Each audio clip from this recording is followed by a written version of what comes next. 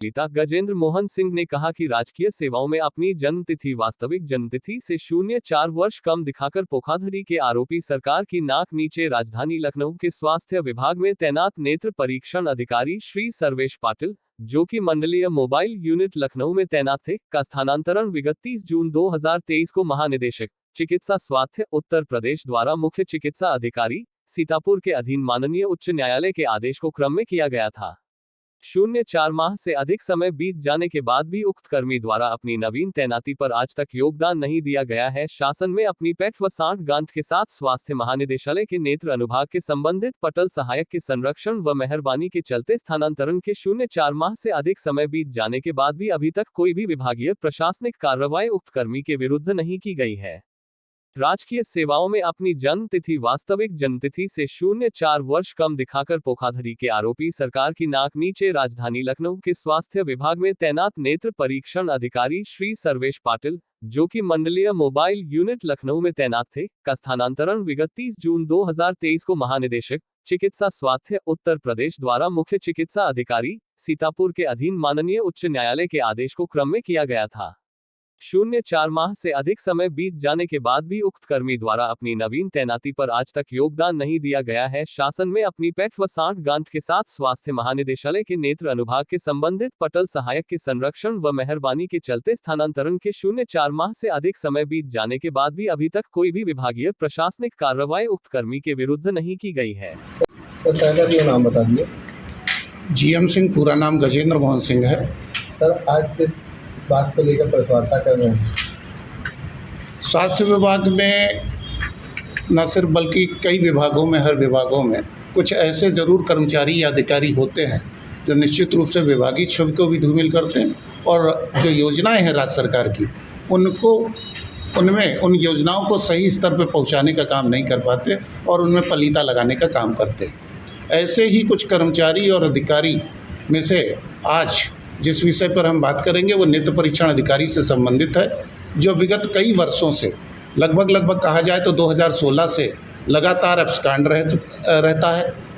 सरकारी सेवाओं और स्वास्थ्य सेवाओं को समुचित स्तर पर नहीं पहुंचाता है, जिसकी वजह से स्वास्थ्य सेवाएं जो खासकर नेत्र से संबंधित जो सेवाएं हैं वो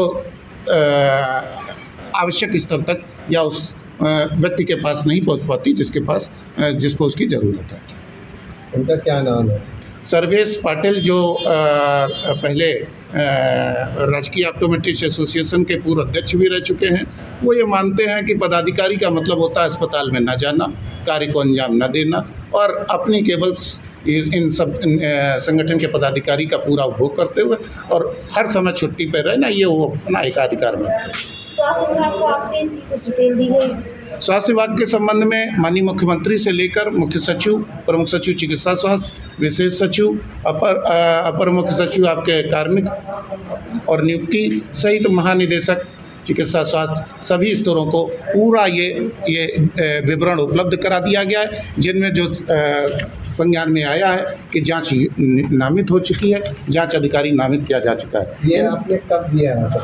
ये 20 तारीख को, पिछले महीने की 20 तारीख को ये पिछले महीने की 20 तारीख को दे दिया गया था।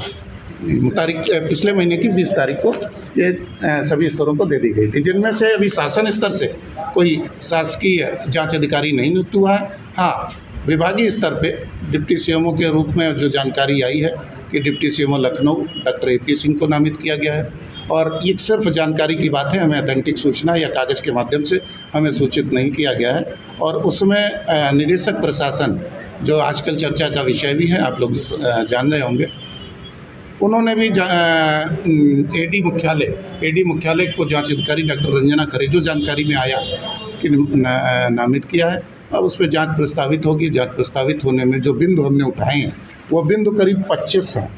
उन 25 बिंदुओं को हमने के प्रति ध्यानाकर्षण कराया।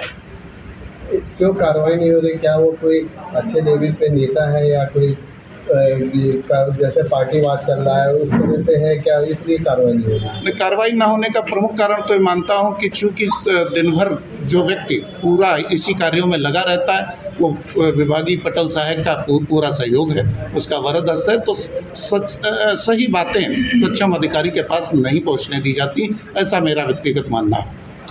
यदि आज की प्रेस कॉन्फ्रेंस के बाद यदि कुछ उसके खिलाफ नहीं होता है तो आगे आप क्या करेंगे? इस पे और भी खुलासे हैं, और भी समय समय पर अवगत कराया जाएगा, राज्य सरकार का और विभाग का ध्यानाकर्षण कराया जाएगा। ये तो बहुत बड़ा इशू है कि एक व्यक्ति और उसका पूरा परिवार जो अस्पतालों में नहीं जाता, और ये हम नहीं कह रहे, ये विभाग स्वयं कह रहा। अभी 12 अक्टूबर को, पिछले महीने की 12 अक्टूबर को निदेशक प्रशासन स्थलीय निरीक्षण करने लहरपुर सीतापुर गए थे। उसमें उनके भाई जो थे वो कुछ अभिलेख नहीं दिखा पाए, निलंबन के लिए आदेश कर दिया गया और अभी तक निलंबन की कार्रवाई इन पर नहीं ये संपादित। सीतापुर का है या लखनऊ का? ये प्रकरण लखनऊ का है। ये लखनऊ में बाराबंकी से स्थानांतरित होकर आए थे और यहाँ पर बलरामपुर चिकित्सालय में इनको स्थानांतरित किया गया था। उस समय पे बलरामपुर चिकित्सालय में कोई पद रिक्त नहीं था, लिहाजा इनको आरआईओ जिसको कहते हैं वापस कर दिया गया। विभाग ने एक संशोधित आदेश जारी करते हुए इनको अपर निदेशक में, हम लोगों अपर निदेशक कार्यालय में मंडलीय सचल इकाई एक होती है, उसमें हम लोगों का पद होता है नियुक्त परीक्षण अधिकारी का, उसमें इनको नामित कर दिया गया। नामित करने के बाद ये चूँकि वहाँ पे वो इकाई क्रिया थी, ऐसी स्थिति में बलरामपुर चिकित्सालय जिला चिकित्सालय में संबद्ध कर दिया गया और वहाँ वो कार्य देख रहे थे। जब कोरोना काल खत्म की ली गई, लेकिन जैसे ही कोरोना में शिथिलता आई तो उनको वापस उनके मूल विभाग में या मूल स्थान पर भेज दिया गया, जिससे ये कुपित होकर ये माननीय उच्च न्यायालय को गुमराह करते हुए उस आदेश को लगाया जो बलरामपुर चिकित्सालय कहा गया। मतलब ये माननीय उच्च न्यायालय को गुमराह करने, माननीय उच्च न्यायालय को गुमराह करने का भी कार्य कर चुके हैं, जिसकी वजह से आज की डेट में जब माननीय उच्च न्यायालय ने कहा कि आपको अवसर दिया जाता, आप फ्रेश ऑर्डर जारी कर सकते हैं, उस फ्रेश ऑर्डर के तहत जब महानिदेशक ने आदेश जारी किया तो आदेश जारी करने के क्रम में कोर्ट चली गई और आज तक कंटेम्प्ट ऑफ कोर्ट नहीं कर पाए हैं और लगे हुए हैं विभिन्न स्तरों से। 4 महीना एब्सकॉन्ड पीरियड हो गया है और यहीं घूमा करते हैं, अभी तक उन्होंने ज्वाइन नहीं किया। यहाँ तक कि जो ये तथ्य सामने आए, इन्होंने फ्रॉड किया है, ये एक इनका फ्रॉड है। जो इन्होंने जन्म तिथि इनकी जो वास्तविक है वो है 14/8/74 और जिसको इन्होंने सेवा अभिलेखों में 78 दिखाया है, 14/8/74 जी हाँ 14/8/74, जिसको इन्होंने 78 दिखाया है सेवा पुस्तिका में। 4 साल बढ़ा के कि राज्य सरकार की ये ले ली 4 साल और सेवाएं दे सके और राजकोष का धन अपहरण कर सके, ये सरकार की आंख में धूल झोंकने का काम किया जाएगा। इतना ही नहीं, उनके नियम को अवहेलना करते हैं। सर अब आप क्या कहते हैं? आप जो आप कॉन्फ्रेंस कर रहे हैं उसके माध्यम से आप क्या कहना चाहते हैं और आप कौन हैं? हम ये कहना चाहते हैं कि कोई भी राजकीय कर्मी है, राज्य सरकार का अधिकार है कि वो जब आवश्यकता समझे और वो इस नियमों के अंतर्गत आता हो, अगर उसका स्थानांतरण किया जाता है तो वो समय पे ज्वाइन करके अपनी सेवाएं जनता जनार्दन को दे।